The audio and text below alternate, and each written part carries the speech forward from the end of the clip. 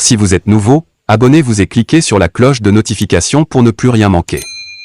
Cela fait, on commence. Un ancien premier ministre marocain s'attaque à Macron. Entre la France et le Maroc, rien ne va plus. Les relations diplomatiques sont de plus en plus tendues, notamment après le vote par le Parlement européen d'une résolution condamnant le royaume chérifien. Ces tensions sont confirmées par certaines décisions du gouvernement marocain qui a annulé plusieurs rencontres programmées au Maroc. Le vote de cette résolution a aussi déclenché une levée de boucliers au royaume contre l'Europe en général et la France en particulier. En effet, des personnalités de premier plan se sont attaquées à la France. Une campagne contre la France prend forme dans les médias marocains qui sont nombreux à accuser la France d'être derrière cette résolution.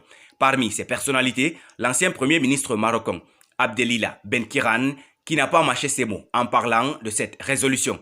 Cet ancien premier ministre accuse ouvertement la France d'être l'instigatrice de la résolution du Parlement européen appelant à la libération des journalistes détenus au Maroc.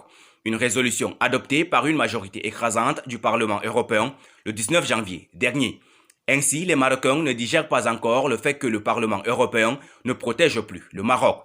C'est lors d'une réunion interne de sa formation politique que l'ancien Premier ministre s'est attaqué à la France. En effet, selon le site du Parti pour la justice et la démocratie, PJD, Benkiran s'en est pris à Emmanuel Macron. L'actuelle direction de la France ne comprend rien.